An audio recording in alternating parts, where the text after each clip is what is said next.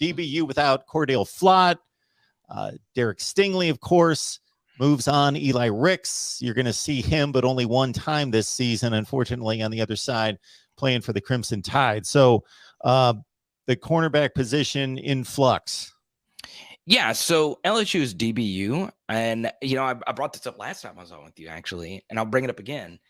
This is the strangest time to be an LSU football fan, right? Where defensive back has been LSU's strongest position on the defensive side of the ball for quite some time now. Now, Mark, this is the only year where you can't really feel 110% comfortable about any of the positions in the secondary at this point. And it's kind of scary, right? This is uncharted territory for people that follow LSU football and just people in the SEC. Everyone knows LSU is going to have the best defensive backs. And at least going into next year, you felt comfortable because you had Derek Stingley and Elias Ricks.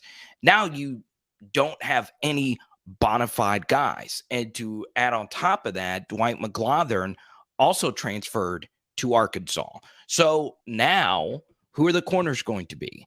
Now, they did bring in a Big 12 transfer in Jerrick Bernard-Converse, who is a really talented defensive back. He was all Big 12 last year for Oklahoma State.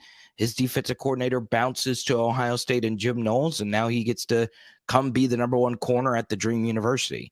They also bring in two defensive backs from Arkansas who were both from South Louisiana, and Greg Brooks and Joe Big Play Foucha.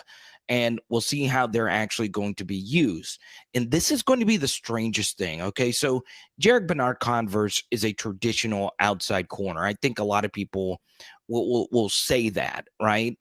What's very interesting, Mark, is there's a lot of defensive backs that could be the safety or could be the nickel or could be the free safety, strong safety, whatever. And that's the thing. That's why I also think Matt House is really contemplating what kind of defense he wants to run, because there's a guy like a 5-star named Sage Ryan who everyone views as a safety. He played a lot of nickel last year, and he didn't play a whole lot last year, but when he did play, because of all the injuries, he looked pretty good. Jay Ward last year was a great nickel corner, outside corner at times in 2020. They moved him to safety. It was a bag of mixed results last year. So as far as who lines up where, it may not necessarily even be the personnel.